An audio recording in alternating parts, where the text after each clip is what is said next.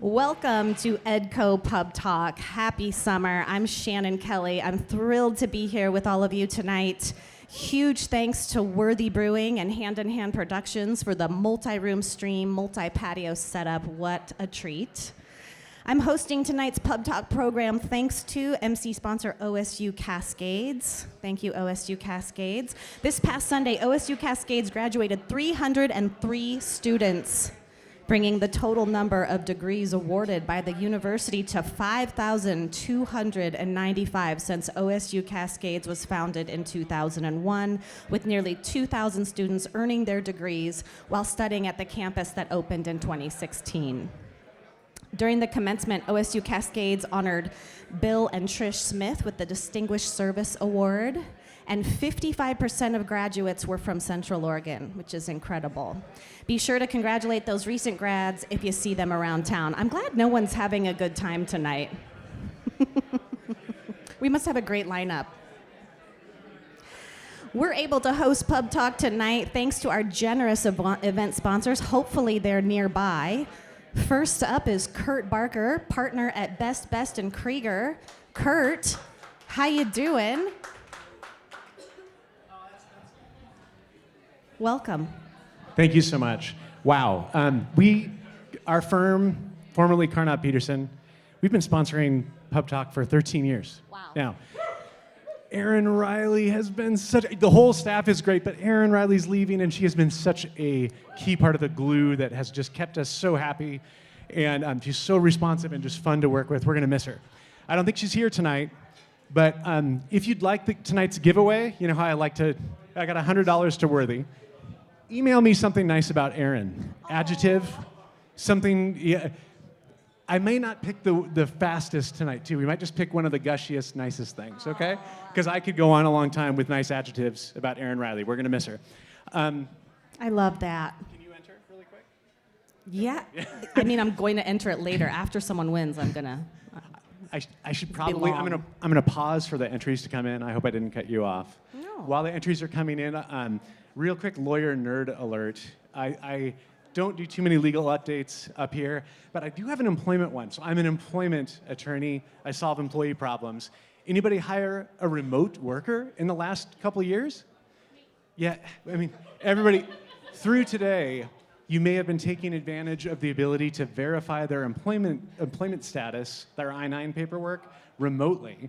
This is going away. It's going to be a huge burden on all employers. You have to go back and re-verify your current hires if you only verified their paper remotely. This is a huge deal across the country that a lot of people don't seem to know. So you have through July to use remote verification, and then you have through August to correct and cure the old remote verifications that you did, even for your current employees. Huge fines. Please just ask me if you have any questions about it. Sorry for the nerd moment. We'll move on to Erin. Let's say some nice things about Erin. Great style and a fashionista like no other. Yeah, smarter and better looking than that sponsor guy. Yeah. Thanks. But let's give this, that's Erin Weber is I think the fastest on the draw. Erin Weber, you here? Erin, I got a gift card for you. I'll hang you down. Thank you so much. Have a great night. Thanks, Kurt. And I want to remind everyone, yeah. Thanks, Kurt. I just want to remind everyone, Erin's always here. Okay? Erin is always here. She's always watching. She's always nearby. And she will be missed. All right, next up, we have a new face to welcome to our lineup. Welcome Chris Piper, Area Manager from Barrett Business Services, Inc., one of our PubTalk supporting sponsors, to introduce himself. He is new to the role. Welcome, Chris. New face. Freshen things up. You know, my wife would like a new face right here. And maybe a little more hair, 30 years of marriage and kind of goes away. But yeah, but no, I'm so excited to be here and be here in front of all you and those that are out there on the patio getting a nice suntan. Hello. This is like old home week. I mean, when you come to these events, it is fascinating to run into people that you haven't seen for years. 12 years? 12 years? Crazy. So it's great to see everybody here. I'm Chris Piper. as you just shared, I'm area manager with BBSI, Barrett Business Services. We're just awesome enjoying our partnership with EDCO. We've been in the community here for 25 years, serving about 60 clients throughout Central Oregon. And Barrett Business Services is like a wraparound services company providing payroll, HR, risk management, and then also helping businesses grow and provide a vision and make sure that we're helping them save money and grow revenue and making sure that we're moving them forward in the right direction and both partnering and having accountability in their business plan. So it's great to be here. It's good to see everybody, some familiar faces and new faces, and let's just have a great evening tonight. We got some great speakers lined up. I'm excited about the Crab House and Puffin and Rough Threads. So let's give everybody a shout out. And Aaron, woo! Aaron, let's give it up for Aaron. Come on, let her hear you. Let her hear you. All right, thank you very much. Pleasure. Thanks, Chris. It's good to have you on board. Oh, gosh, it's really nice to be here with you all. A huge thank you to returning title sponsors VLOX Systems, Providence, and Umpqua Bank. And a special thank you to Bet Hannon. Is Bet in here? Bet and Accessicart for sponsoring dessert tonight. Thanks. Special, great idea. Who doesn't love dessert? Did y'all have some dessert? Have two. They're on Bet tonight. Thank you, Bet and Accessicart. That's really, really a fun thing to do. Way to add something to PubTalk. And thank you to all of our sponsors for making these events a reality consistently. So how about an update from our CEO, Mr. John Stark. John, how you doing? It's a high energy night, John. You better bring it. Thank you. I don't know if I can top Chris and Kurt there for sure, but I got a few things for you tonight. How many of you are entrepreneurs? Stand up for a second. Thank you for putting yourselves out there to start businesses, to take risks, and to employ people. And that's why we're here. That's why we have Pub Talks. Let's give a round of applause and celebrate these entrepreneurs. Another way that we celebrate entrepreneurs is through the Ben Venture Conference, which this year is in our 20th year. Most of you know it's one of the largest angel conferences, the longest standing angel conferences in the Northwest. And so we're proud to be putting that on again in its 20th year, October 19th and 20th. Not only is it a chance to highlight, celebrate, and support startups, it is an opportunity for accredited investors to come together as a community, conduct due diligence on companies, and invest in some of the most exciting startups within the current and emerging industries that we have today. If you're interested in attending, participating, or applying, you can go to the new website right there, benvc.com. It's the same URL, but we just launched a new website today. Literally, Nicole, our marketing director, was doing a happy dance when it went live today, so I joked with her. I told her I wouldn't do that, but I did anyways. So super excited about that. Please check that out. And then I also wanted to mention again about Erin Riley. What dedication, 11 years with us, huge success, will be totally missed, hard to replace. She brings energy, she brings talent, she brings relationships. So we're sad to see her go, but we're excited for her and what's new in the next adventure for her in her life. That means we have an open position for Director of Events and Community Relations. We have that position listed with Express Employment Professionals today. And so if you know anybody that would be interested in that, please have them reach out to Express Pros. Let them know that that they can just mention they're interested in our position. And then finally, next month, we're going to be in Sisters on the 27th. And so we try and take this on the road once a year. We don't always do that because it's been pandemic. It's been a little difficult.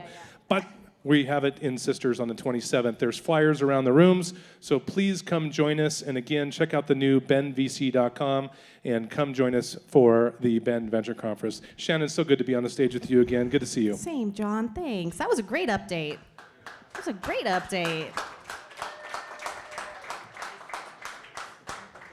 Yeah, Erin, if you've had the chance to know Erin, to work with her, to be her friend, she's an extraordinary human and really has brought so much to the community. Continues to, and I know she won't be too far, so we'll keep it moving forward. All right, let's move on to tonight's pitches, sponsored by COCC. Central Oregon Community College specializes in partnering with local businesses and industries to create fully customized training programs.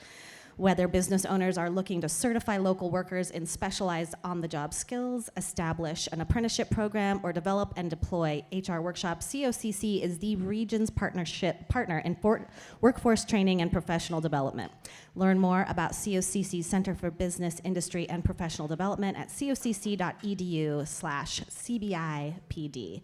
And TDS, a proud supporter of EDCO and PubTalk events, and values being a part of the Central Oregon business community.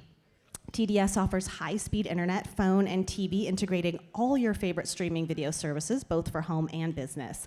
Our fiber optic network continues to expand through new business construction projects to keep up with our rapidly growing community and its technology demands. Please go to hellotds.com for further details.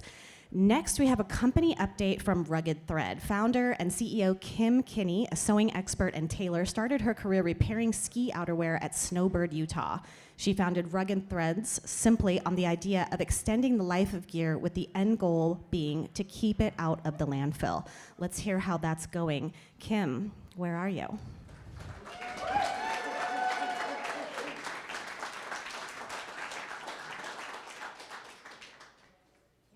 Thank you.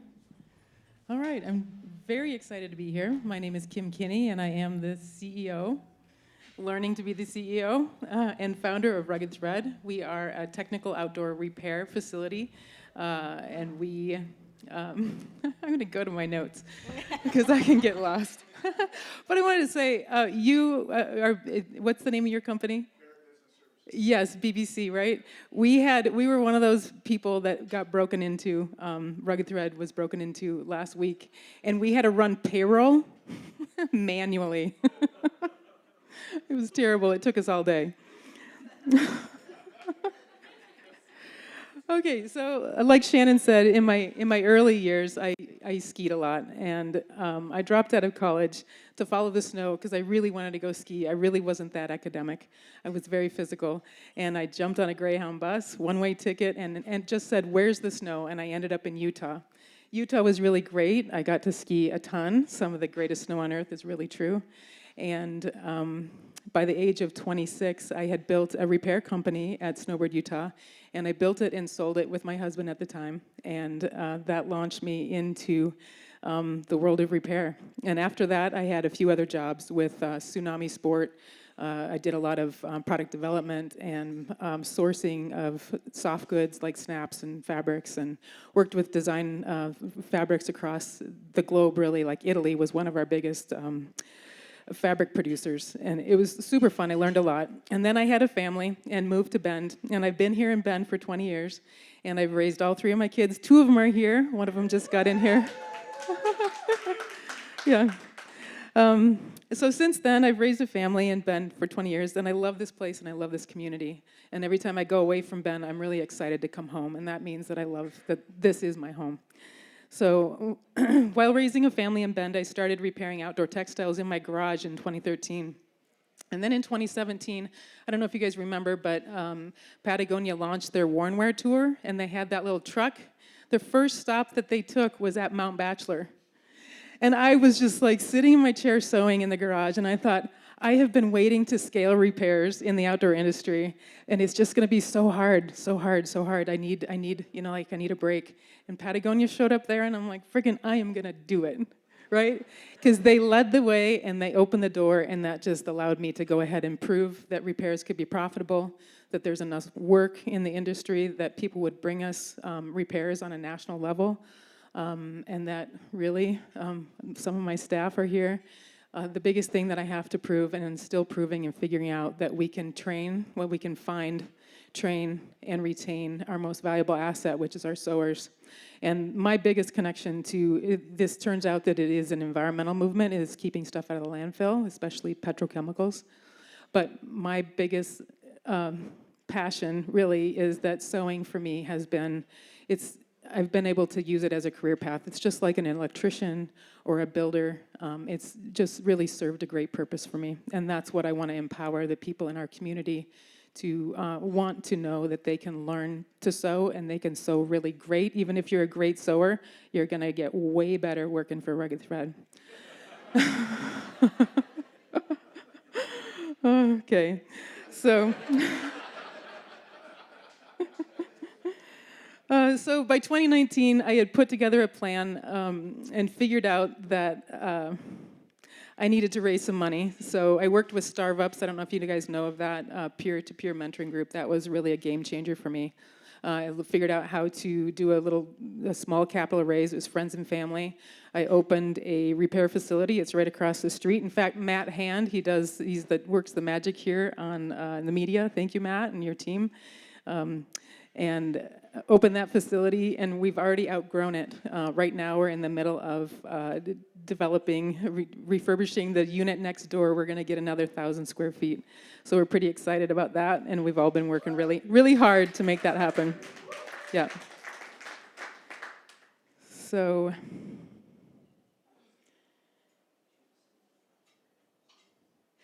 Yeah, so with all that being said, we've made it through the pandemic. We actually really did well. We had such a great mix of product mix. Like we have our local clientele, which used to be 100% of our business, and now even though it continues to grow, it's now 20% of our business. And then we also have people across the nation that ship us stuff. People just like you and me, right? You break your dog runs through the screen of your tent. You burn your puffy coat on... Somebody I talked to tonight had a cigarette burn in their puffy coat from the guy that's standing next to the fire. So that's the kind of stuff that we fix. We fix anything in the outdoor industry, and it's high-end items that are down jackets, technical outerwear, sleeping bags, tents, tons of bags and backpacks.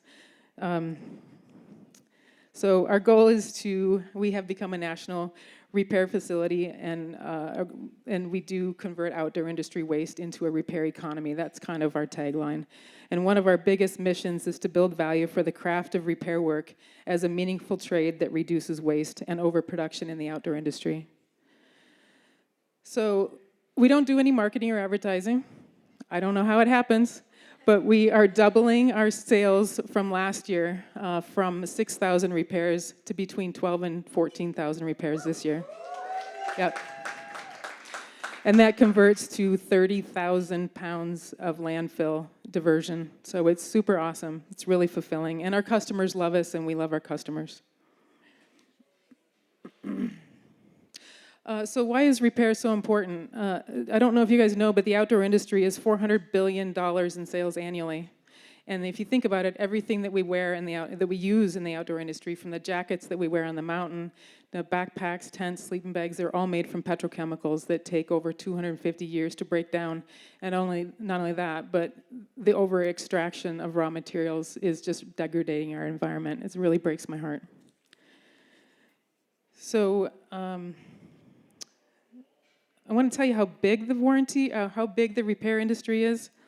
So if you count all the manufacturer defects, like we have a company we're working with right now, they just produced all their sweatshirts, and one of the seams is blown on like how many items, Josie? 4,000?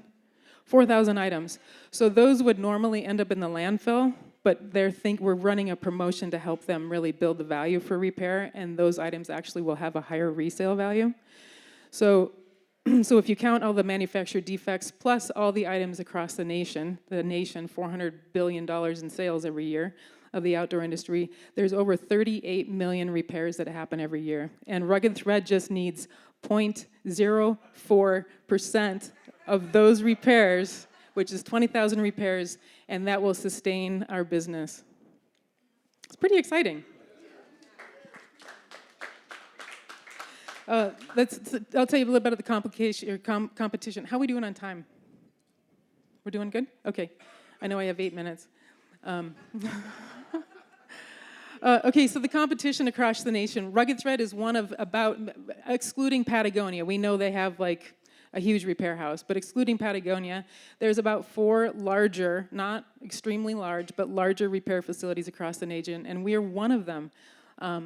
And what's unique about Rugged Thread is lot of those repair facilities will fix items that are going to be resold, like a resale, like re-commerce platform. So they get laundered, and they might have a seam that's blown, or maybe a little tiny stitching or whatever.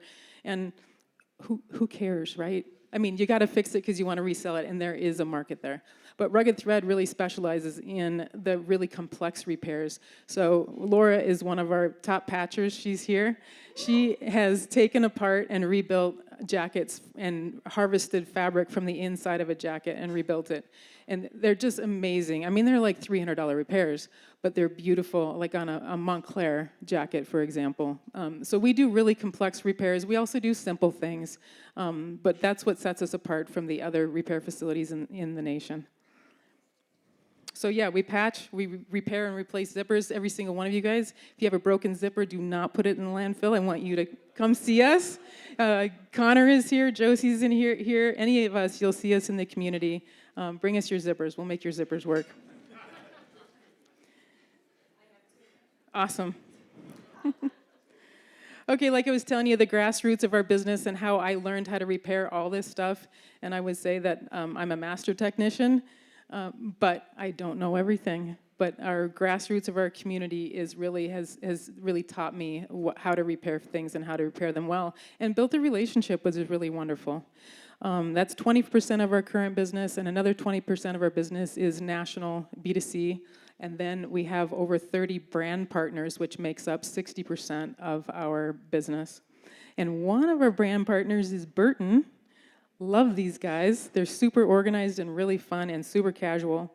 They're a B corporation, so they have an environmental mission to repair more than 50% of their items, or their warranty items, by 2025.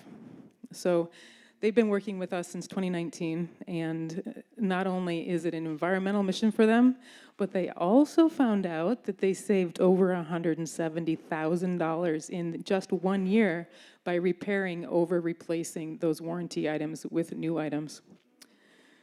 So an additional, we're driving the motivation to repair even further is our ability to intimately advise these brands how to design and manufacture for repair. Design and manufacture for repair workshops are a win for Rugged Thread too, because they create opportunities for development paths within our company for our staff, and they are also revenue that we need during the summer months. So last June, Burton came. They brought 8 of their design and commercialization team to our shop in Rugged Thread. And we engaged in a really lively collaboration. They loved what we did, and we were super excited to get the results and see what the impacts are, even though it's going to be 2 to 3 years before we see any of that merchandise coming into the repair world. So it's super cool. It's nice to see that brands are really investing in reducing their impact on the planet.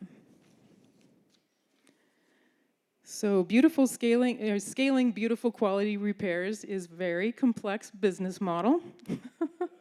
But we have built a solid foundation to process these repairs, standardize, and ship out consistent quality and mostly on time.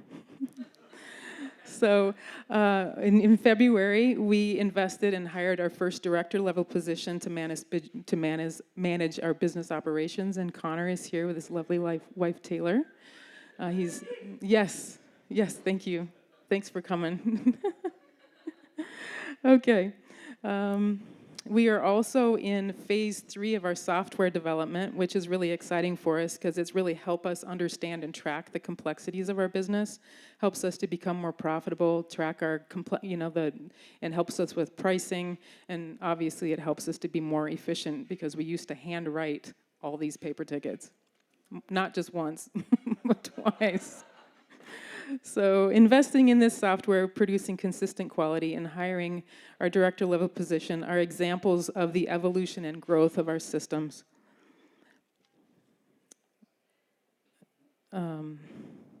So this year, we have a big growth plan this year. We're in our growth phase, obviously. It's a little painful, but we aim to stabilize our growth.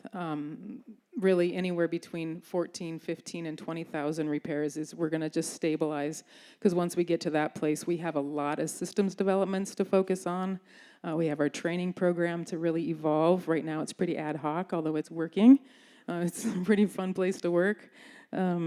And then we also have our investors to pay off. So that's just gonna feel really good to just hit that level and just coast, get our team built up and get stronger as a company. So I'm looking forward to answering questions. Thank you for hosting, and Matt Great for pitch. Thanks for EDCO. Great update. Thank you. Yeah. Well, I love hearing about your business. I mean, I know many of you already know that you have an incredible reputation in town for many years. People rave about your work. You're like a celebrity in this kind of very niche part of our world here in Bend. So well done. I love hearing how well it's going. Thank you. Yeah. So I know you mentioned that it takes a long time for your sewists and technicians to get really, really good. And I know this is a tough one. I have friends who make soft goods, and it's constantly a challenge to find talent in this area. How long does it take? Well, I probably should ask my staff how long it takes. Dave has been with us a year, a little over a year and the third. She's just getting freaking awesome. She's really awesome. Laura's been with us 3 years. She's fantastic. She can take some leadership on the floor. She does scheduling.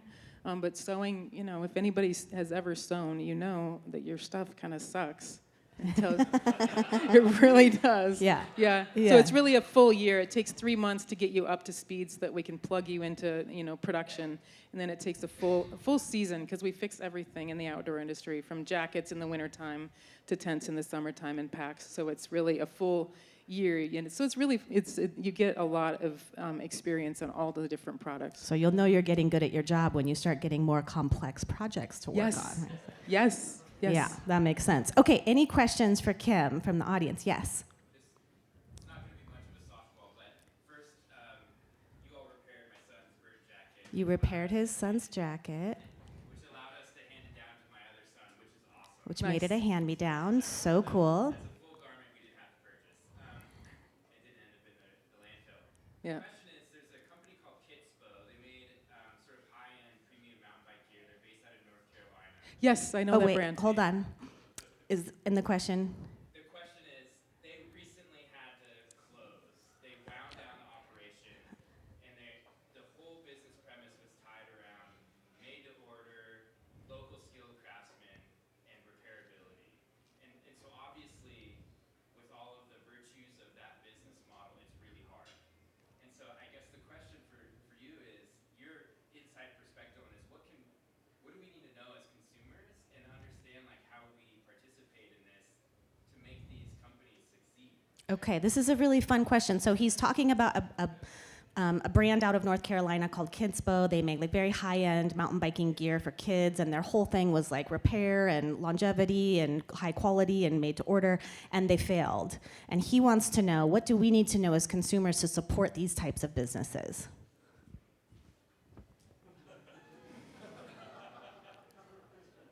Well, your question actually reminded me that I didn't put my ask out there. Well, now would be a great time. Thank you, sir. But I will answer your question first. I know Kitspo, very high-end, very beautiful things. We've repaired and tailored quite a few of their items. I think, what do you as a consumer need to know? Well, first of all, that we're not paying 30 cents an hour for labor. That's the first one. Yeah. I mean, that's kind of huge, actually, right? You have people that you're providing good jobs so they can live a good life, and They can live in Bend. the thing is, we're in this situation where it actually requires us to evolve the way we do business in order to live a different way. Yeah, that's one of the things we had to prove, is that there was enough work and there was people willing to pay the cost for repair work. So I think another thing to do for answering on Kitspo is, we don't have to do sales. And I think Kitspo has to push really hard to make their sales. So Yeah. we're really lucky with that one. It doesn't roundabout. So can I put my ask out there? Please do. Okay, there's two things to ask. One of them is super simple, and I think you already know if you have broken items, please repair them and come see us. We're not cheap, but we're good. Put that on something. And my second ask is, I know there's outdoor industry people in the audience, and we have, our busiest season is during the winter. We have anywhere from an 8 to a 12-week backlog during the winter, and yes, even for locals, so get your stuff in right now. But we are looking for another brand account that is summer strong. Anybody that repairs tents, or that, a tent manufacturer. If anybody knows a retailer that really wants to invest in repair work, or a brand, come talk to me. Those are my two asks. Thank you. That's great. Kim, this is awesome. Thank you so much. Thank you. Great update. We totally support you, right? Thank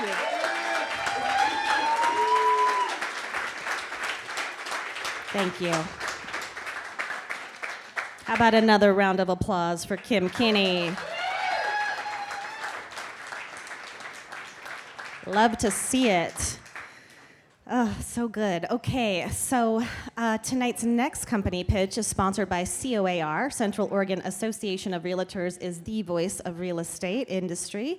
In Crook, Deschutes, Jefferson, and Harney counties, COAR's members strive to build better communities by supporting quality growth, seeking sustainable economies, and housing opportunities. Tonight, actually, before I do that, for those of you in the back, there are seats. There are plenty of seats. If you want seats, please come forward. Don't be shy. That is one thing I wanted to say. Come make yourself at home. Such a great crowd tonight, you guys. Love seeing you here. Okay, so tonight we will hear from Patta Lorwatcharasophon, founder and CEO of Sea Crab House. When faced with adversity, some people give up, and some people persevere. Patta, despite the obstacles that came her way during the COVID pandemic, was determined to take control of her future and pursue her dreams. Her new memoir, Patta's Empire, details an inspiring story of a mompreneur who not only managed a successful business while raising a family of 4 children, but thrived through difficult times. Join us as we explore Patta's journey from stay-at-home mom to an aspiring businesswoman who proved that anything could be achieved when you put your mind to it. Patta, join me on stage, please.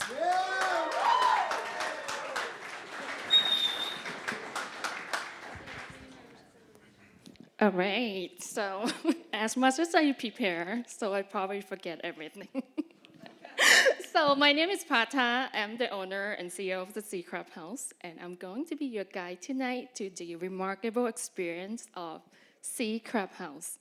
And as much as I could say, the secret sauce behind the sea is SEA, Southeast Asians.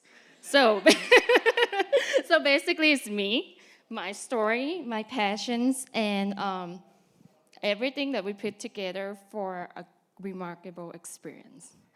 Before I forgot everything, I want to thank EDCO for tonight, for an opportunity for Sea Crab House to be here, to tell everybody about the story, and give us an opportunity to be in front of so many audience.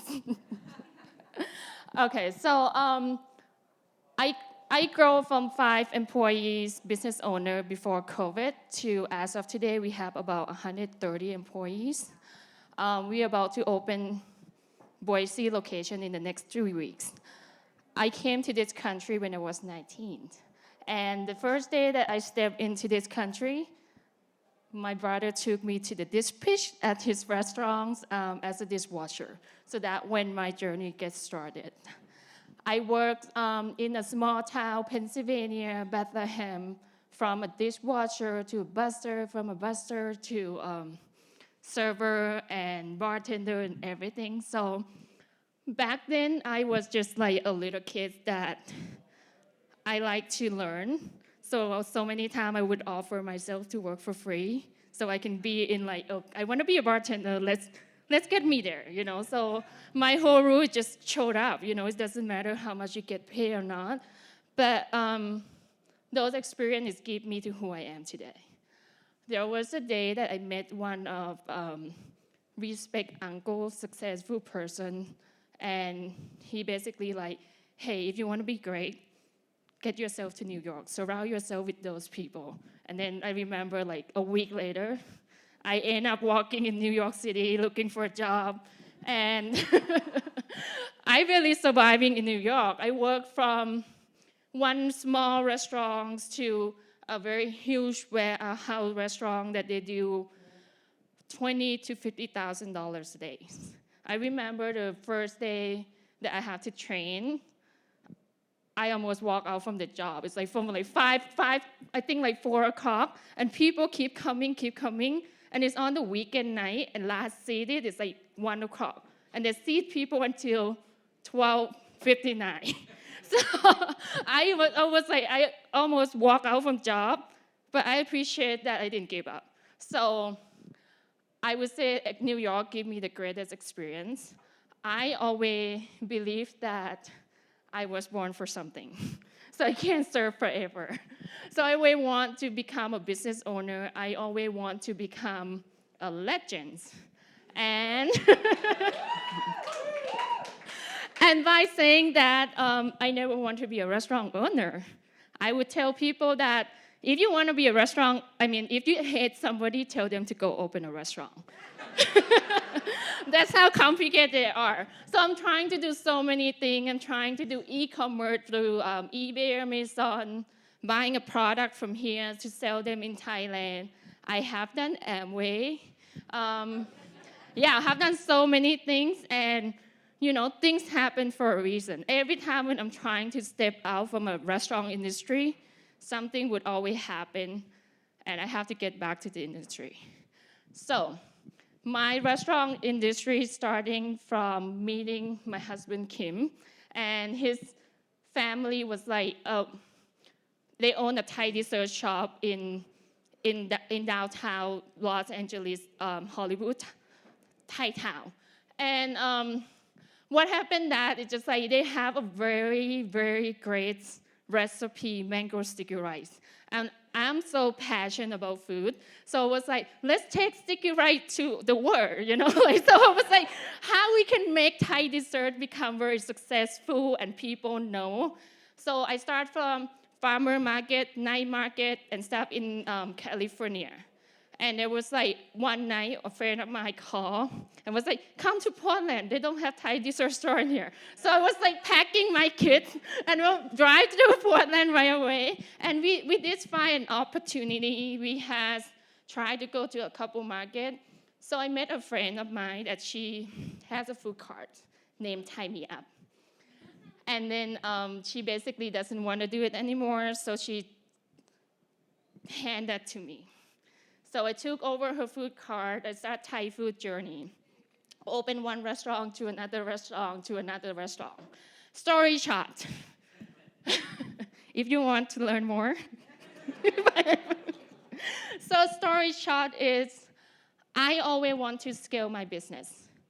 And from Thai food, everybody open a restaurant, they know how to do a good food. But how can you able to scale the restaurants? And for me, the simple, the better. So I'm looking for what concept or what we could do to make it simple, remarkable, and repeatable. And from Tie Me Up to Lincoln City to Seaside, I got an opportunity to open another store. And that's when I started with the Sea Crab House concept. Because I know how complicated Thai food, and then when you open so many locations, it's hard to control the quality. So I was like, let's try a different concept. So I opened the Sea Crab House. The first year, we couldn't open until the whole world started to open. So we opened Sea Crab House in end of May 2020. And we end up with the whole year of probably like 8 months on 2020 with the $1.2 million in the revenue. Whew.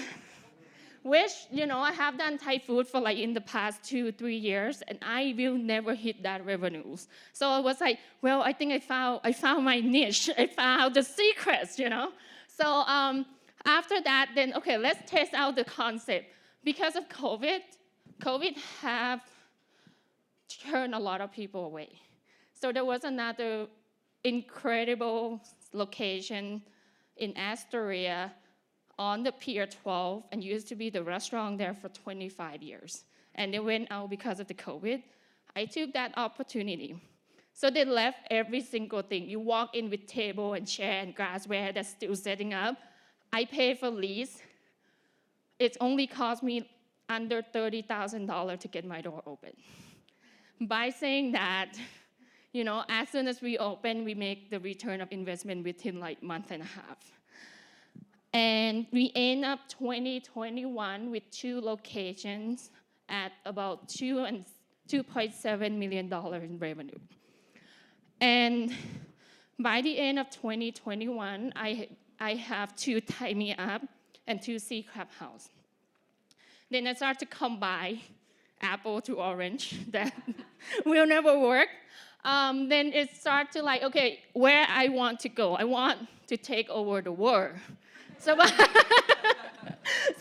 saying that, like I think it's take me to where I was like, I have to be good at one thing and take it and keep continuing to make it better and better and better.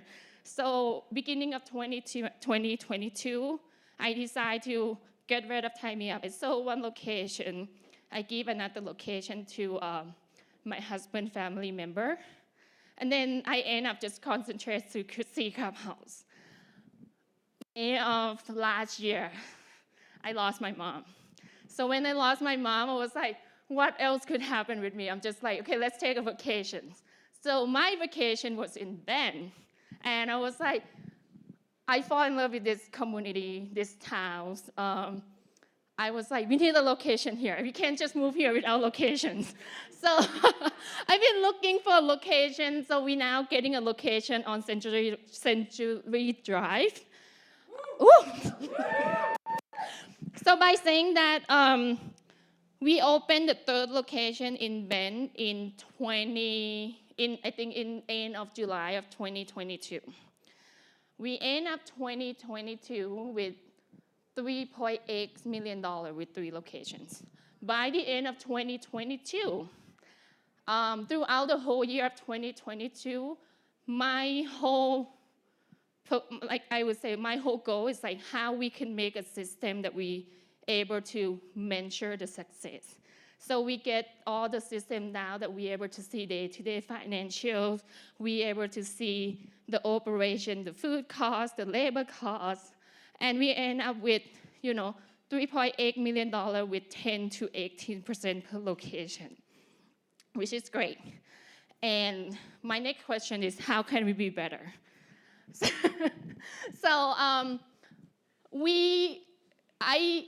Ben was a great town. I always tell people that this is the best town to go with my family. I have 4 little kids from 3 to 7. And I told people that if I lost them in Ben for some reasons, people would return them. So we're not going anywhere. We're gonna stick in this town. So we are kind of looking into the other locations. We run between 3,000 to 6,000 square feet. And in Ben location was like 1,700 square feet. So we're looking to like, can we get a bigger space? If my goal is to take over the world, we need to. So I'm looking into moving Ben to a bigger location, and we can do a commissary kitchens. So we can cut one body out from other location, do all the production in one locations, and then send the product out to our vendor. We did some math. We're probably gonna save about like $400,000 with 3 locations right now. So 2023, 2023 is like advancing. I met a group of realtors with its movetobend.com. Movetobend.com, where are they? Thank you. So they're able to get us to connect with a lot of people. We able to open the 4th locations in Beaverton in February of this year. We opened Seattle, downtown Seattle Pioneer Square in March 2023.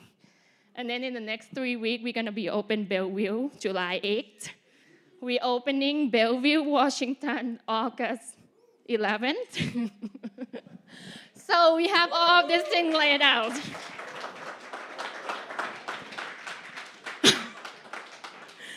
So probably all of you was asked, how do I do this? I would say, because of the journey, give me no options. I start with no money. So when I don't have money, I figure out how can I do this with minimum monies. So we get very successful by looking for second-gen locations. Anything that we could take over the lease.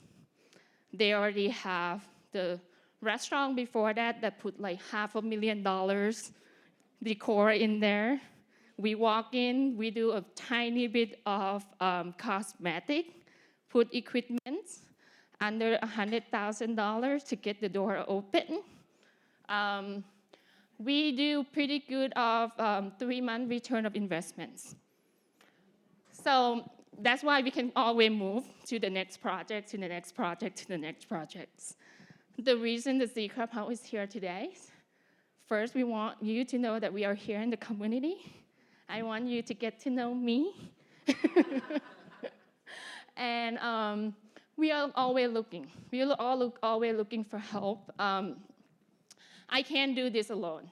I can't be here by myself. And I can't come this far without this group of people that's called team that believe in your visions, believe in where I'm going.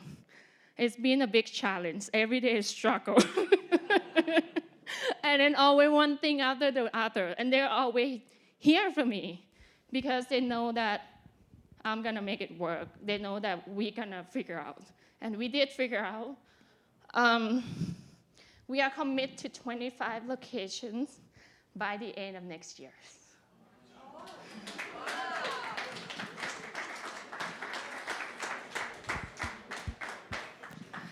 By saying that, can I do it alone? Maybe yes. But I could do it faster with a great team, a great partners, a great maybe investor, or whatever resources out there. I could do, I always tell people like my biggest strengths is to know my weaknesses. And I always looking for those people out there that would fulfill my weaknesses so we can be a dream team and take over the world. Okay.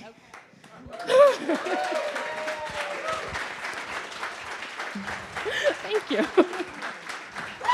Yeah. I like how you said you're probably wondering how I did this because I started with no money and then I just did it because I wanted to. And I'm like, I also started with no money, Patta, and I'm just not sure. I can raise money through my books. You can buy books. You're quite impressive. Quite impressive. And I'm so glad that you opened the restaurant here. How's it going? Any challenges, surprises? I mean, everything's going pretty well. Surprisingly, Bend is a big seasonal town. Even though they have like large population, they're still big seasonal. So we still learn the curve. We still learn the community. The biggest challenge that we have is the price range because we sell seafood by pound. So everybody, like a lot of people would get shocked with, a bill just because you get the whole meal with nothing but seafood.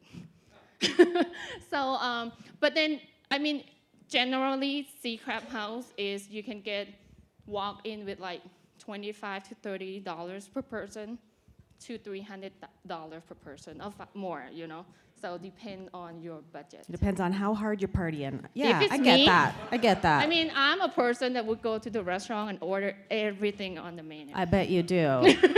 Yeah, because you want to take over the world, and that's how you do that. That makes sense. Any questions from Patta from the audience? Yes.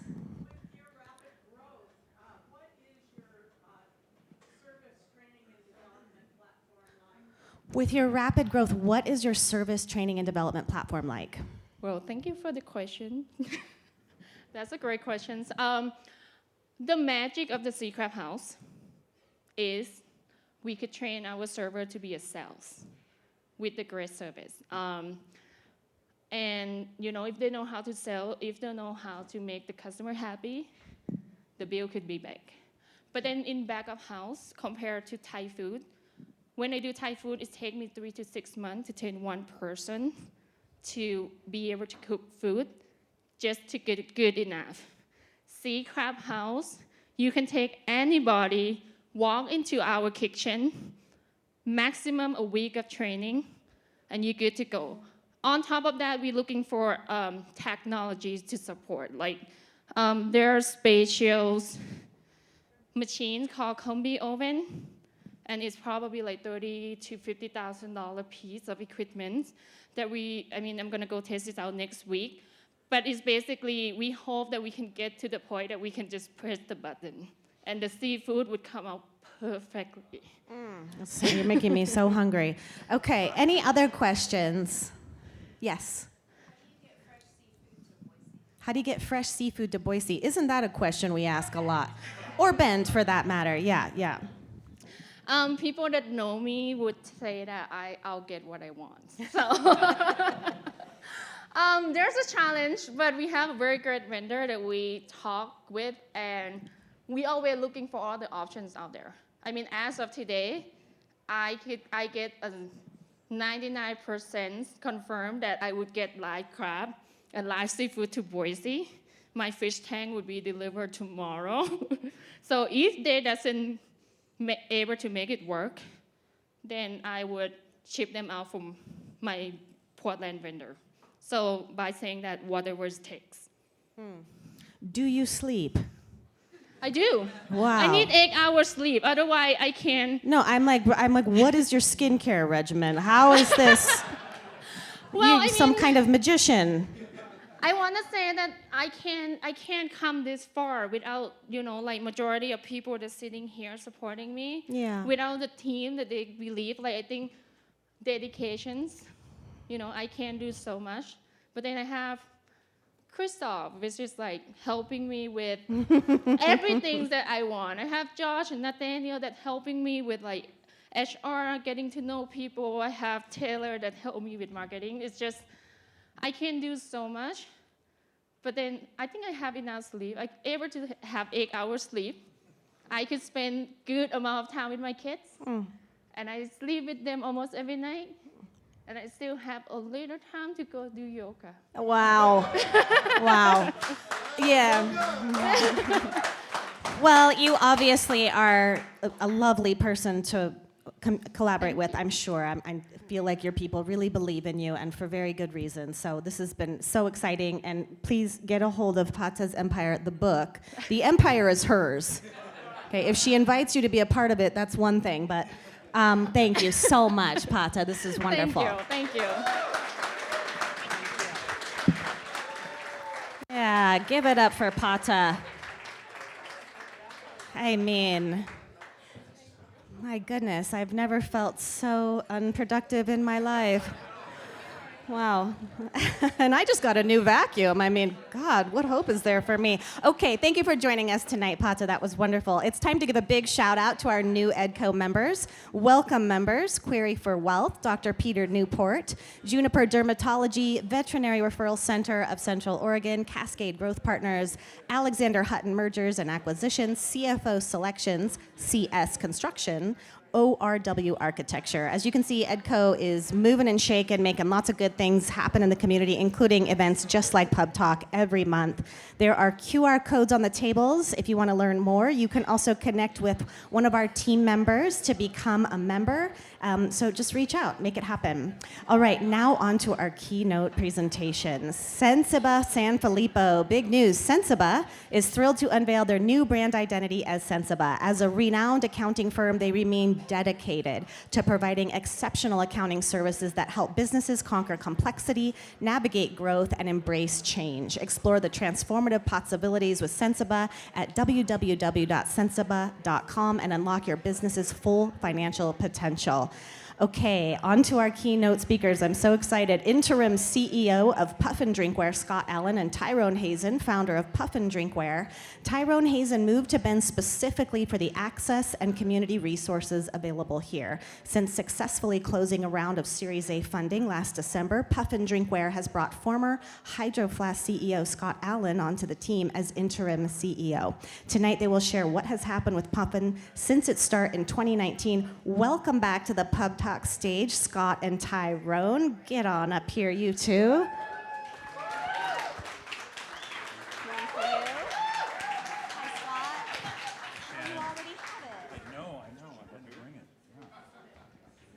Good evening. How are you? I'm good. How are you? All right, I'm Been a while. excited. Yeah, been a minute. Yeah. Yeah. So if people are curious, like, how does a founder and a CEO work together? We're going to find out tonight. Because basically the guidelines from EDCO is like, yeah, you guys just get up there and basically don't suck. So we have a goal, right? We have a goal. You want to tell them what we had in mind to kind of make it interesting here? Yeah, absolutely. So at Scott's recommendation, I'll give you guys a little bit of background about myself personally and the business itself. And then we've each prepared a handful of questions for one another. So we'll just do a casual kind of communication up here, and then hopefully parlay that right into a conversation and answering questions from the audience. So. Yeah, and these are questions that we are actually curious. I don't know the answer. And he saw the question, he's like, oh, I want to ask you that. And we haven't shared the answer. So we're going to kind of reveal some of this in real time for you tonight. So yeah, Tyrone Hazen, as was mentioned, I've moved up here in about 9 years ago, and I actually already knew about EDCO before coming this way. My background, I guess you would say, is in real estate, but I've always had some yearning to take my ideas and see them manifest. And I've failed numerous times along the path, but each one of those got me one step farther and one step farther. And you'll hear a bit more about the current success that we've landed on. And so the backstory with Puffin is that I was over, this would have been like 2016, I was over at a friend's barbecue and we're having beers, and he comes around with a box and he's just tossing out your standard koozies. And as luck would have it, the one he tossed to me was kind of made of the remnants of an old sleeping bag. And I put it on my Puffin, or excuse me, I put it on my beer, and the feeling of it reminded me of my sleeping bag from, circa 1986 or something. Had a different feel to it, and I had a bottle in it. And immediately I had this idea of, oh man, how cool, what if I made a mini sleeping bag for my beer, right? We're in Bend, we do beer and we do the outdoors. So I thought, well, this is great. And because I've always had this yearning to be an entrepreneur, this would be a great opportunity to go figure out how to do this. So I didn't actually think that I would launch a business out of this, certainly not something that has taken on the life that Puffin has taken. I thought, well, this will be an opportunity for me to figure out the entire process of ideation through, design, concept, get it out in the market, learn marketing. And so I was going to build a system that I could plug my future ideas into. And so I'd given myself a goal of 13 weeks from concept through Kickstarter. And so we're like 6 or 7 years later, haven't done a Kickstarter yet, and the business is still up and running. So that's kind of, thank you.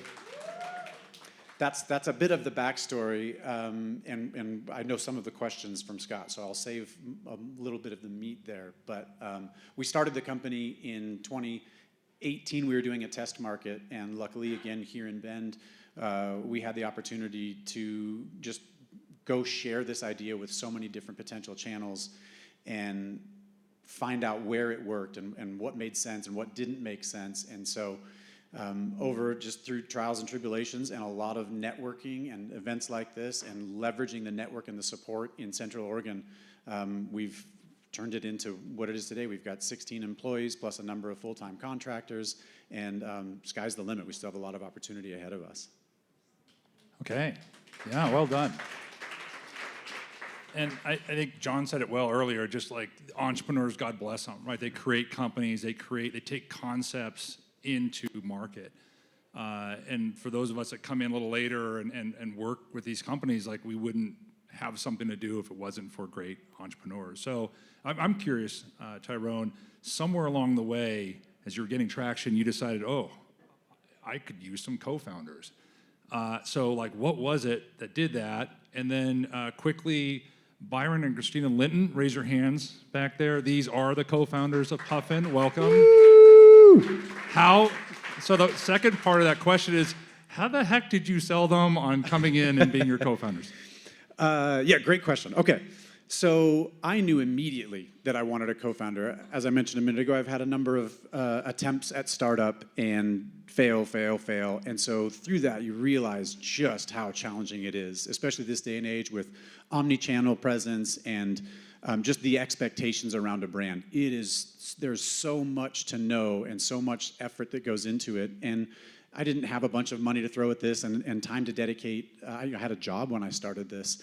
So I knew very quickly that I wanted co-founders, or at least a co-founder. And so I approached someone else first. I had somebody with one of these previous businesses that had done some design work. And so I approached him, and he was on board for about 3 days. And then I think his wife was like, "What are you doing with that guy again? No deal." So I reached out. I started thinking again, and I had a acquaintance friend in Byron Linton, and I reached out and said, "Hey, I've got an idea. Can we chat on this?" And the reason I was interested in Byron was because he came from the ad specialty world. He ran a website called underabuck.com, and I thought that that's where we'd have to go with this product. I thought, well, no one's going to pay $15 for a koozie.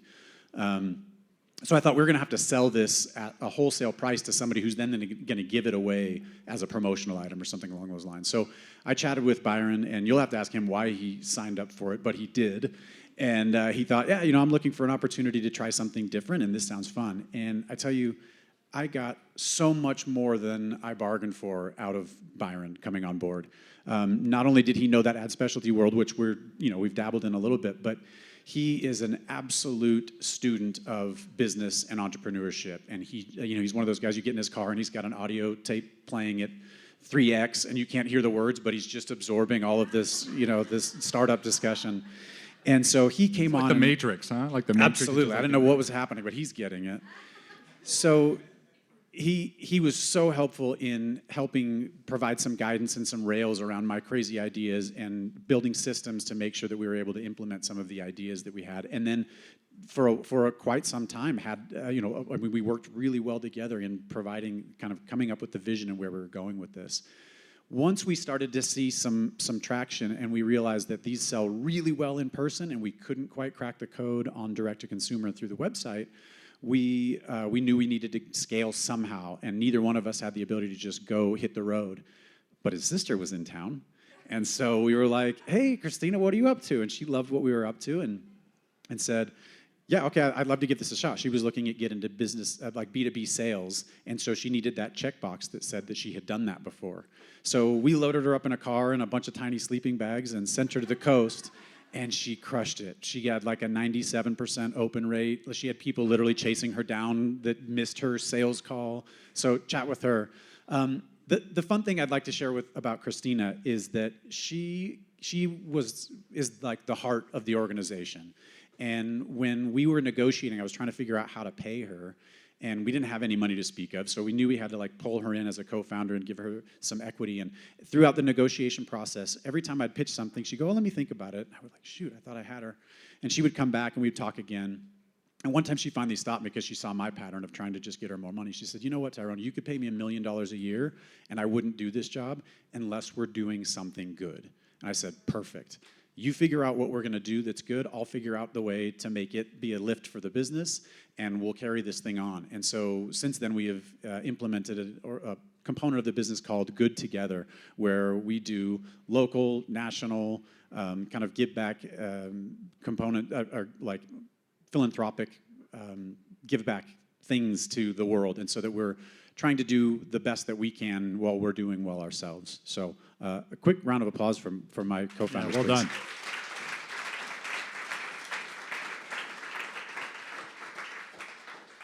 So that's how we got started. And at that same time, Scott, you were manning the helm at Hydro Flask and were wrapping up your career there. And then you got the sweet taste of retirement and turned down a number of opportunities to come work with us. Yet here you are as our CEO. So my question to you is, what was it at the end of 2022 that changed your mind and had you come join us on this journey? Yeah. What was it?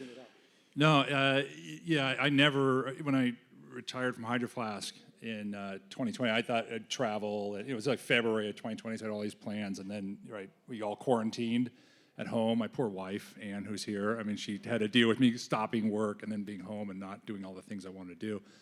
So I picked up a lot of boards, and I really enjoyed kind of giving back and working with entrepreneurs in that capacity. But I think after 3 years of Zoom board calls, like maybe the timing was like, I kind of miss working with people. I kind of miss being part of something. And I knew I didn't want to sign up for a long time to do that, but I think the timing was good. The investors I know, one was the investor hired me into Hydro Flask and learned to work together through that process. And then I think the other thing was just like, I've been approached by companies like, hey, you know, like, we're this great company and, you know, just come to Kansas. It'll be awesome. You'll love it. And like, no, I'm here in Central Oregon. I enjoy being here in Central Oregon. So the fact it was here. And then I think the last thing was like, it is kind of cool, you know, and it's the people and the stoke and just the possibility for what this brand can be with funding, with backing, and with some time and opportunity was intriguing. Yeah, certainly. And you landed the funding. I mean, that was kind of a big thing. I've been at companies where it's like, okay, welcome aboard. Hey, we're out of cash. You know, it's like, hey, that was really great. You know, thanks for the memories, kind of thing. And so, and I think it kind of gets to the question I want to ask you, because obviously when you started the business just turned 4 kind of officially from a products in the market. And we all know what happened since like 2019 to now. And so to start something as an entrepreneur and bootstrap it during a pandemic and during the follow-on like global supply chain nightmare, right? I mean, what were the sources of capital that you were able to access just being a scrappy entrepreneur? And then later, what was it like to land private equity funding? I mean, from some top shelf investors. You did that. Yeah, it was super easy. It was smooth sailing. Shoot. So, yeah, yeah. Funding was a challenge. I mean, I think that if I brought anything to the team, it was creativity in funding, and some would say accounting. So if I was walking by you and I heard change in your pocket, I was going to ask you if we could talk because I needed. It really was like there was to any entrepreneurs in the audience that are looking to fund their business. That's the thing is you just have to keep going. You turn over a rock, and if that person doesn't have anything for you, you ask them who they know and who you should go talk to. So early on, Byron and I put in a couple of $1,000s a piece just to get initial product runs. And then it was a lot of credit card debt, and we had we landed this thing called a working capital terms loan through American Express. We were able to leverage that. And then it started to get bigger than banks or credit card companies wanted to give us without much of a proven track record because we were just growing so fast, so quickly. The first investor that we had was actually we got some debt financing from who he's now up in Seattle, but was a local member of our community. And we approached him for as the pandemic was starting to enter the United States, and negotiate a deal there. And then through constant communication and letting him know what we were up to, we tapped him again, and then we tapped him again, and eventually he was like, "Hey, this is really great, and I love what you guys are up to. I don't want to be a bank. I'd really love to be involved." But we just didn't feel like he was the right fit from an equity perspective. He wasn't the smart money we were looking for. Super, super smart guy, but his skill set wasn't where we were looking. So we had to get creative again, and through the network here, a friend of mine put me in touch with a group called Settle. It was Settle.co at the time. I think they now have the Settle.com domain name. And they were some fancy fintech startup out of San Francisco that had just gotten funded, I don't know, $300 million in debt financing to go take risks, and they did. I had a quick conversation. They were like, "Cool, here's $1 million." And then later on, I was like, "Hey, I need more." And they were like, "Cool, here's another 1.1. And then when I couldn't pay that back, I was like, "Hey, what should we do?" Because it was really challenging, as you mentioned, the supply chain meltdown and stuff.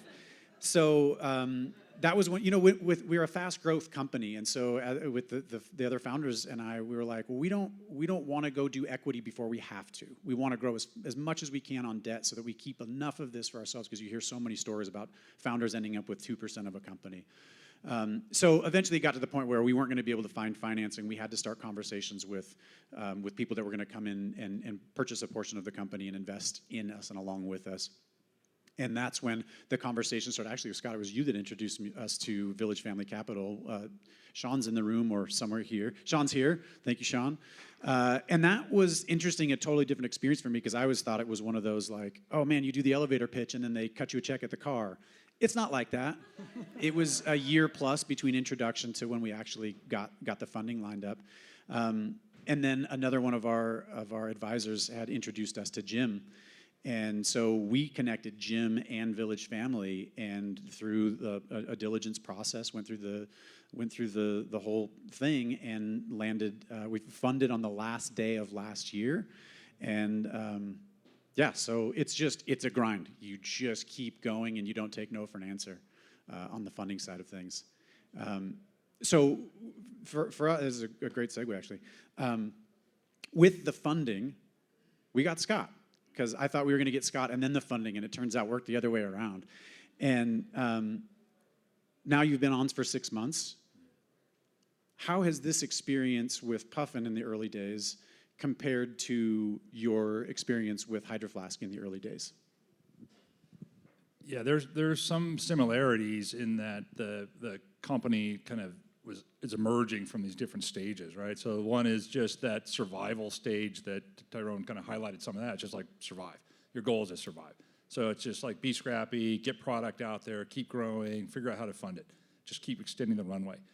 Once you're like funded, you can take a breath. It doesn't feel like we've taken a breath, but you begin to transition, say, okay, it's a different time and stage for the company. So we need to be more strategic. We need to think about what we're trying to do. We need to kind of change how we do things more to scale, right? So there's very similar in that regard. I think the other thing is just this concept of like there's red ocean opportunities, there's blue ocean. Red ocean is just like we're going to compete in a really crowded, competitive marketplace. There's blood in the water. We're just going to go fight and go get what we need to. Blue ocean is kind of what Hydro Flask is. Like we have this insulated bottle. There's not a lot of people. There's bottle, but there's not this. If we can create a category and lead a category, we can get out in front. And we can take advantage of a head start. This is clearly similar to that. Like you're inventing something that really isn't a koozie. When people see it, there's no way they think that that's what it is. So that's similar. I think the differences are it's just a different time. We've gone through as a society a pandemic. I think everyone's had to sit there and say, what's important in my life? How does work fit into my life? What are the things I need to do? What was nice about working from home? What was not, and those kind of things. So I think as employers, we're trying to figure that out. Like, how do we create community? How do we connect with our people? How do we have those moments where people, feel like a team, but then also have their lives, have things go on, have the need to focus and work at home and so forth. So that's just so different. I mean, we always went to an office. We're always together. We're always it's like unsaid. Today, it's different. How do we navigate that? I think that's a big difference. Yeah. Okay, so this is the question of be careful what you wish for, Tyrone, because like you wanted funding and you wanted a CEO, and late last year you got both. Like, hey, how has it played out versus how you hoped it would play out? And this is one I really don't know the answer, so we're gonna find out together on this one. Here we go. Oh yeah, great. So I don't know that I had any expectations. Like you said, we're in survival mode, and so I didn't have the opportunity, the luxury to think forward more than a few days, because we were running out of money before a few days had passed had we not pulled this thing off. So I don't know that I had any expectations, but I can tell you my experience. And I think one of the things that I was reluctant about initially was we knew when we were negotiating with you that this was going to be an interim thing, and I thought, there's a lot of disruption when you bring somebody in and they're on top. They now control the reins. And my concern there was that we were going to do that as you came in already knowing that we're going to have to do it again in 6 or 7 months. And so I spoke with the investors, the board about this, spoke with my co-founders, spoke with you about this. And I have a lot of trust in the knowledge base and the smart money that we brought on board.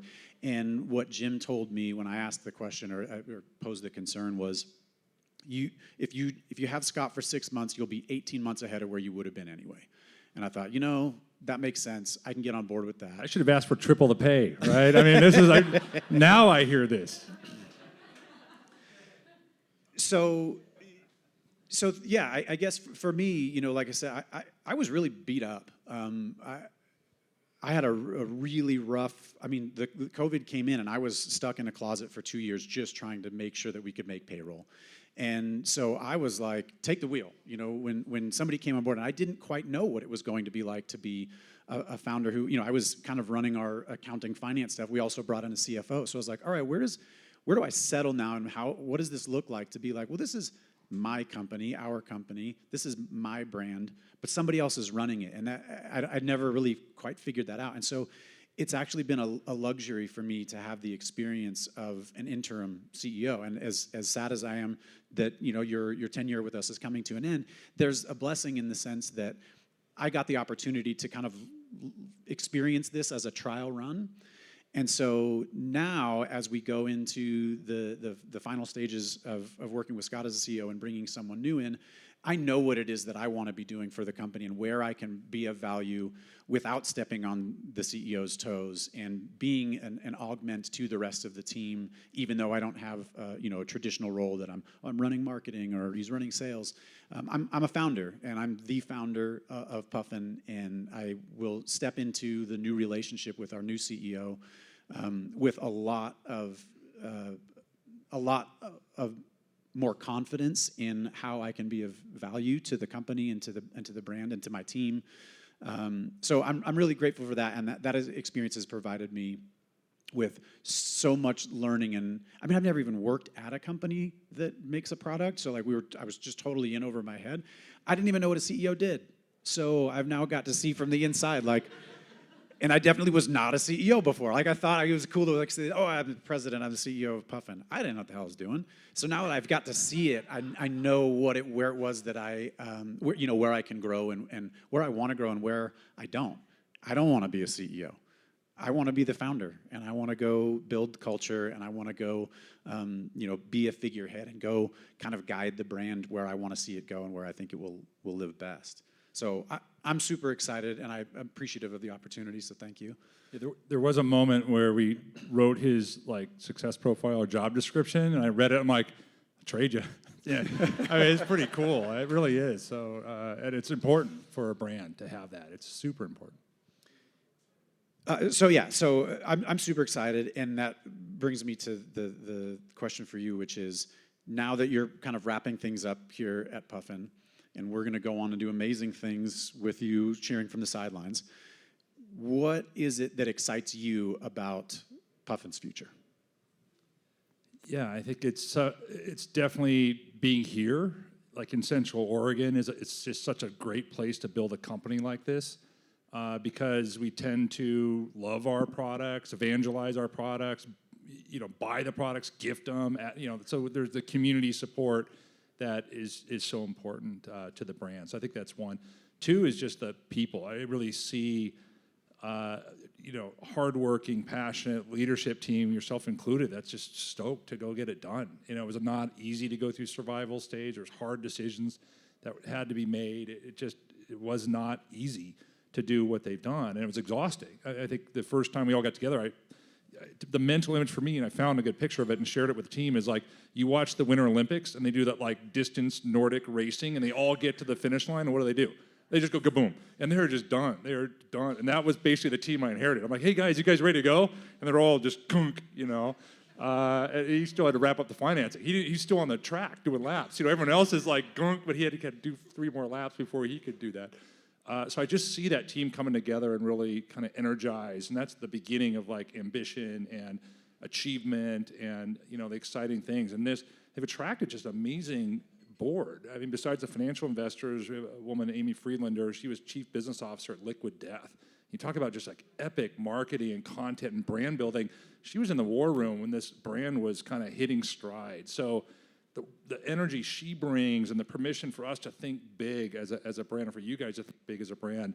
And then I think just the possibilities are just crazy endless. I mean, broader, bigger than what Hydrofuss had, in that if you think about this expression and what is apparel? What are the things we wear? It's like, what do we wear when we're snowboarding? What do we wear if we're skating? What do we wear if we're mountain biking? What do we wear if we were a fan of this team? What do we wear when we go out to a nice dinner? What do we wear when we're just hanging with our friends?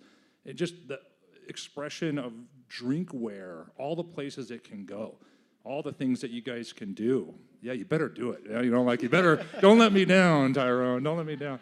No, I'm super excited to see how the story plays out. It's never just straight shot. It's up and down, it's hard and all that, but I feel like the team has some energy and confidence and a little bit more swagger to go get it done. I'm super proud of being part of the journey for a brief moment in time, and excited to see what you guys go do.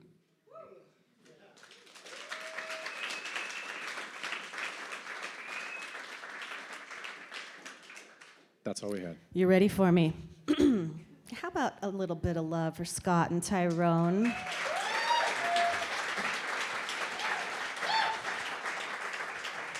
I want to say I'm just so proud of you. This is the third time that we've been on a PubTalk stage. You're the keynote now. You get a mug. You get a mug. We're going to have to make a custom size Puffin for it because it's pretty big. But my impression is, and you referenced this a bit in your talk, but my impression is that you really have had this like kind of mind-blowing trial by fire education throughout this process, and you've been very open and receptive, and it's really molded you and grown you as a person who is a leader of a brand. And I just wonder if you might elaborate a little bit on what this has been like for you personally. Yeah, wow. Growth, right? Like there's so many areas of growth that get that are gently provided as you're trying to go through these situations. And you learn a lot about yourself. You learn a lot about your limitations and whether they're real or not, and whether you can find a way to get around or through them. I think that my creative muscles have expanded because I liken being an entrepreneur to kind of hacking your way through a jungle. And yeah, you can use some of the tools that other people have used, but by definition, you're doing something, you're doing it in some way that hasn't been done before. So you can sometimes the path is really clear, and then other times you're hacking away for hours on end, and you feel like you're getting nowhere. And so just recognizing that if you do that over and over and over, and you look back, you go, oh hell, I've actually covered some ground. And so that alone has helped with other challenges in life. And when Scott came on, we had, like he said, we had to make some really difficult decisions, and those were things that I've learned I don't know that I could do them yet, but I've learned how to see those and how to be objective about what needs to be done. And you learn that people land on their feet. You learn that sometimes you're going to hurt feelings, and it's going to be okay, and that people recognize that. So yeah, a ton of personal growth for me, and mostly just recognizing how much room there is yet to go, which is cool because that's exciting. It's part of the journey. Yeah, definitely. It's great. I'm really proud of you. I know I said it's really great. It's cool. Okay, questions from the audience for these two. Yes. There's no doubt that it's Drinkwear. It's really fun. Yeah. Have you ever measured the efficacy of how cold it's going to be? Ooh, okay. This is a fun question. So she said there's no doubt it's Drinkwear, but have you ever measured the efficacy, like how cold it keeps your beer? We have. Yeah, absolutely. Because of course, people are going to be like, yeah, but does it work? And so we don't market it that way because, again, that's not why people are buying it. People are buying for the identity, and they're like, oh, that's me, or that's my cousin, or that's my uncle. But we've performed really, really well. Surprisingly well. I think that our results, we did we had 6 different things out, and we did, as scientific as we could in our little building. And we found that it was somewhere in the 90% range as effective as, your insulated vacuum insulated Colster type of thing. Yeah, really, really functional. Yeah, we just don't sell it on that because that's boring. We want to do, we want to do the fun stuff. And more stylish, right? That's the thing. Yeah. Okay, yes. Have you looked at doing branding collabs with like Cotopaxi or the North Face or Patagonia? Such a fun question. Have you looked at doing branding collabs with Cotopaxi, North Face, etc.? Yeah, and so there's certainly kind of a growing list of brands we'd love to kind of engage with or partner with. It's interesting, we're really just trying to get our house in order, get good at getting products to market when we say we're going to do it and take care of our current customers. But yeah, our ambitions are to do really fun, cool collabs. And I think as people get exposed to the brand, like their appetite to do that goes up pretty far. And we just got back, Tyrone was there with one of our employees at the licensing expo, and it's just like people get it. You know, it's kind of like, we got to do one of these with you guys. And even like our board members just like, come on, you guys, South Park Kinney hoodie, where is it? Where is it? You know everyone wants that. It's just like there really are these kind of fun things. So we definitely see that as part of the growth strategy and a fun thing that brands could do with us. There is one slipper brand that approached us, and they were going to do a takedown of one of our products for holiday, and we weren't sure. It was like, okay, it's kind of not, it's slipper coming to us, but man, they did a great job. We're really excited to see that launch this year. So you can have cozy footwear and cozy Puffin during the holiday. So yeah, stay tuned for more on that. Oh, that's cute. I like that a lot. That's great. That's super exciting. That's one of the things that excites me the most is the opportunities to work with other brands, to work with licensing, collabs, things like that. I think that's so fun, and that's going to really take us to the next level. Great question. Thank you. And it seems like it's like so much bigger than what you initially really envisioned when you were first. Like when you first came, you're like, look, I got this, little thingy, and then, but now it's like, it's legitimized. Yeah, it's so cool. Good job. Yeah, it's been fun. Okay, yes. Speaking of that, what about National Hockey League? National Hockey League. When are we going to see some National Hockey League? Come on, go Puffins? Kraken. What's up, Tyrone? Where are the Kraken Puffins? Yeah, so licensing, like you mentioned, we were at the licensing expo just last week, and the whole world of licensing is there, which is big, but at the same time, it all fits in one building, and not a single no from the 11 meetings that we had. Everybody is like, yeah, but then there's, it costs a lot of money, there's a risk involved, and then we've got a go-to-market calendar that's, 18 months long.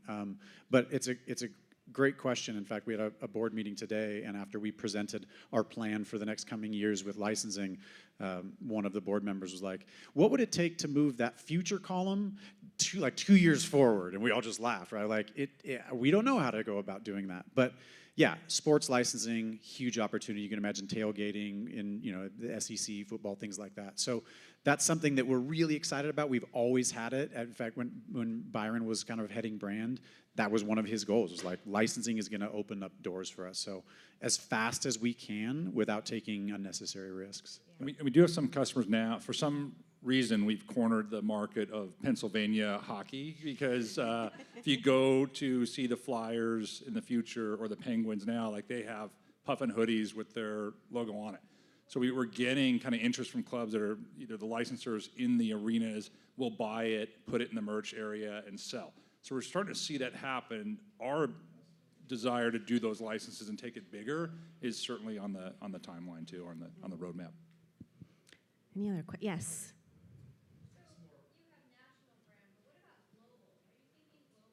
Wow, you get some big thinkers in the crowd tonight. So you've got national brands. Are you thinking global?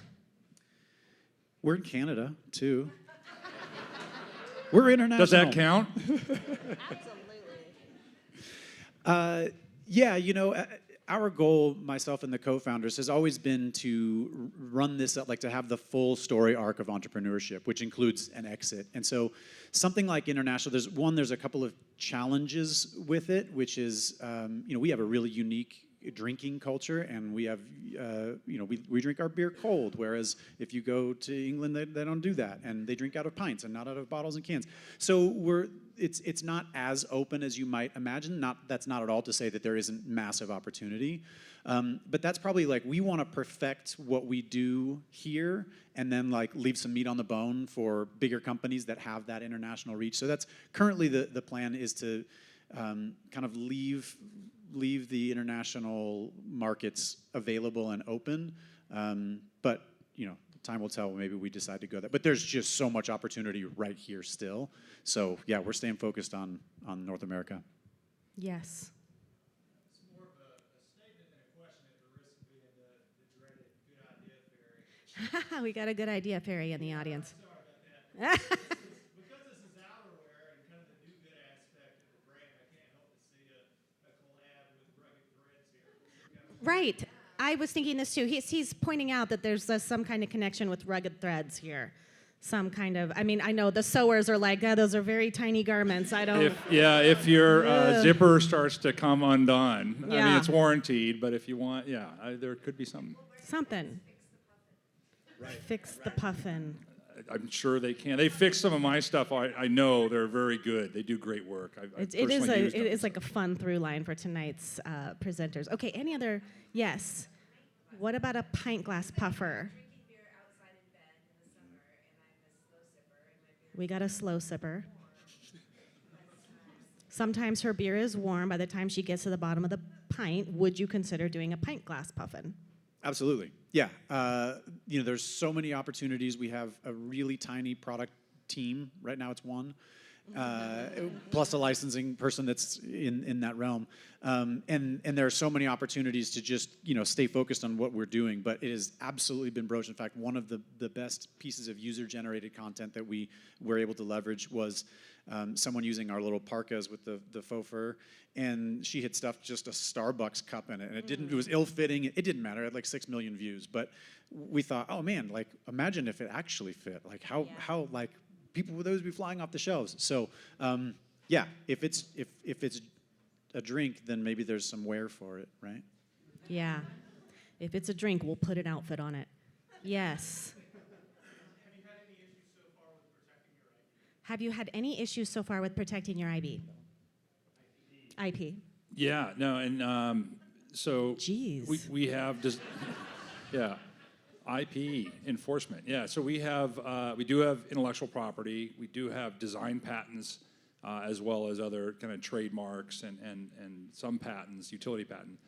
But the primary thing is when people knock us off, it's pretty easy to enforce. And in the online marketplaces, this is one thing that's evolved since I was at Hydro Flask, it's really easy because you can assert your IP and they'll seize the funds of whoever's infringing. Now, they may have sold 2 of the things that infringe on us. They may have sold 1 billion tires, who knows?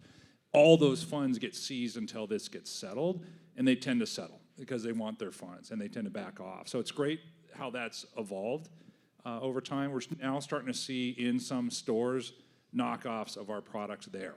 So we're able to kind of go after the manufacturers and so forth. It's, for Hydro Flask that happened too, it's kind of a milestone. It's like, okay, we've gotten to the point where people think this is a good enough idea to rip off. The next probably stage is a real brand comes in to take us on. So how do we get to the point where we're at where we want to be from a business standpoint to be ready for that day? So we think that's part of the sense of urgency. Let's go out and get some of this great business so that we're that company and they don't want to mess with us. Sounds good to me. Yeah, it's kind of like the dude, like, this is a Patagonia jacket. This is the Schmatagonia jacket I got on Amazon for $9.99. It's a big difference. I imagine it's probably true for you all as well. Okay, one last question. Yes. Hi, Tyrone. I'm Emily Boyd. I'm dying to meet you, number 1. All right. Number 2, when you were very first starting out, did you really research your niche, your demographic, or did you just like stick to who you were? This is your guns and go for it? this is a If you build it, they will come. really fun question. So she wants to know, when you were first starting out, did you really do the research? Did you find your niche, or did you just go for it and you're just like, I'm Tyrone and I'm gonna do this thing and I don't care? What did you do? Yeah, no, I mean, I wouldn't even know how to go about researching something like that, right? So I had the idea, and like I mentioned, I didn't think that this was going to become what it was. This was never the goal. So when I started showing it to people, and they were like, "Oh my gosh, this is that idea. This is going to go." In fact, the first store we took it to was the Bend store downtown, and this was in September. This is when we were testing, so September of 18. So tourists had left, holiday shopping hadn't started yet. And we're by ourselves in the store with the owner, Delia, and she just didn't get it. She was like, I don't know, guys, maybe come back closer to the holidays. And somebody walked in and heard a bit of our conversation, and they interrupted. And they said, I'm sorry to interrupt, but is that what I think it is? Can I buy 2 of those right now? And so we backed away, and then she kept calling, and we had to keep replenish. And so literally within a week, she had replenished 3 times and said, hey, I know you've got limited inventory. Can I buy everything you have left? So once that happened, it was like that kind of was the test. It was like while we were testing where to go sell these, we realized you just get them in front of people and they sell. Yeah. That's awesome. I love that we're ending there because I know it wasn't a plant. I know that was a real person. So how about a round of applause for Scott and Tyrone? And as you know, you get a PubTalk Stein. Scott, I have one for you, but you have one, right? Do you want to take 2? You can recycle. No, recycle. You want me to recycle this thing? I don't know if that's an option, Scott, but I'll look into it. I'll send it to the Rugged Threads. Okay. Thank you so much, and well done. Thank you.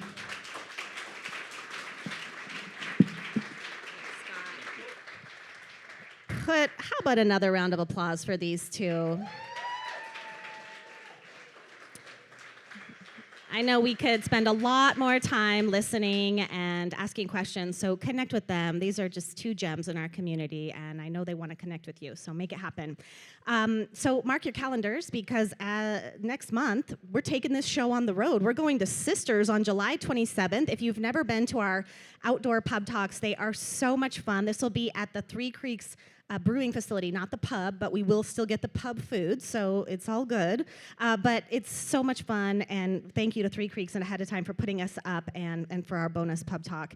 Thank you for coming tonight. Thank you for supporting entrepreneurs in Central Oregon. Special thanks again to Worthy Brewing and Hand in Hand Productions for making it happen again this evening. I'll see you next month. I'm Shannon Kelly. I'm going to go home and vacuum my house again. Great to have you tonight. I'll see you soon. Thanks.